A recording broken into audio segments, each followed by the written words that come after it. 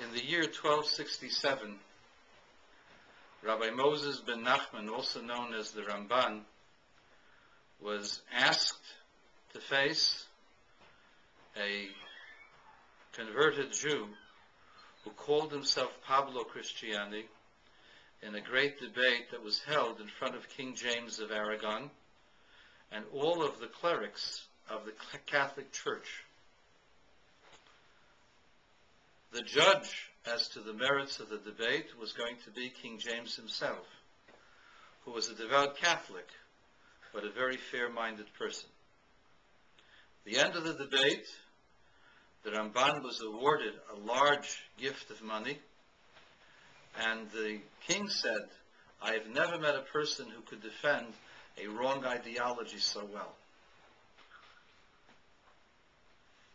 The Ramban thanked the king and would not have recorded the event except that the Catholic priests wrote up a protocol of the details of the debate as if the Ramban had conceded to the points that were made by Pablo Cristiani.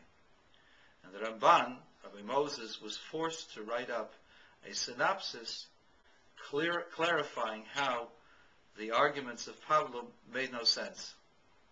As a result of that, the Catholic Church was angered, and King James was forced to tell Rav Nachman, whom he respected, that he should leave. He should leave Spain forever. And at that moment, at that time, Rav Moshe ben Nachman, the Ramban, moved to Israel, and he established what became known as the synagogue of the Ramban in the old city of Jerusalem. He revived the old city in the last years of his life, and in the last years of his life had a spiritual awakening, the fulfillment of over 70 years of devotion to God and to the Torah.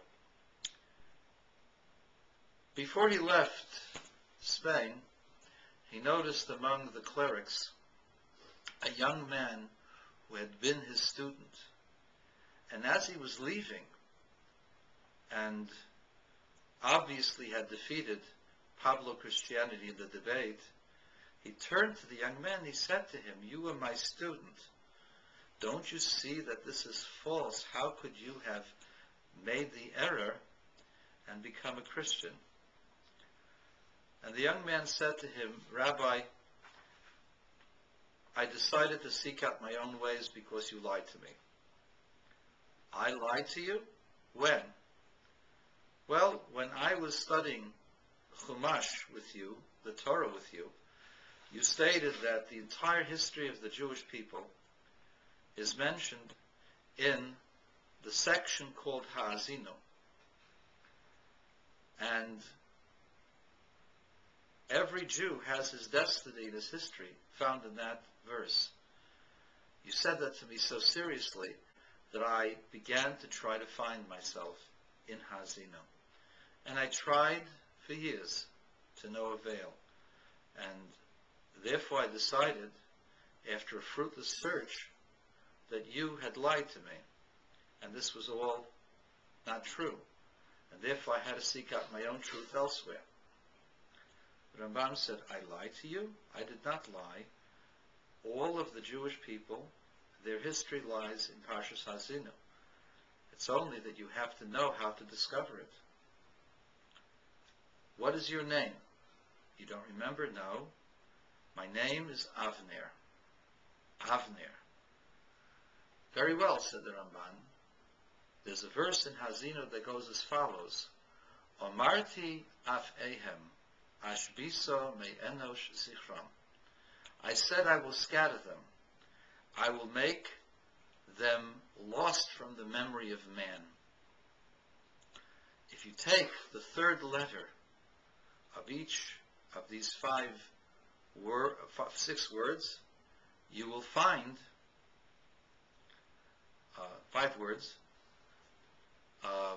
You will find that your name is spelled out in the third letter of each of these words. The first word is Amarti, the third letter is a Resh, which stands for Reb, and then Af Ehem, the third letter is an Aleph, Ashbisa, the third letter, is a Beis. Me'enosh, the third letter, is a Nun. Zichram, the third letter, is a Resh. That spells Aleph, Beis, Nun, Resh, Avner. That's where your name is found, and your prophecy has been stated there.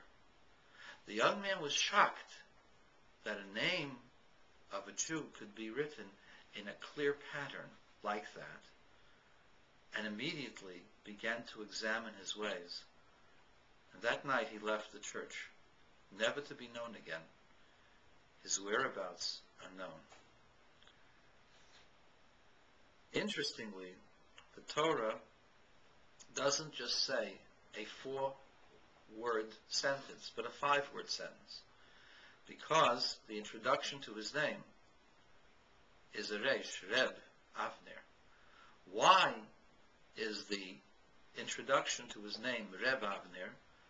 Because the Lubavitcher Rebbe said, because he did tshuva, he changed.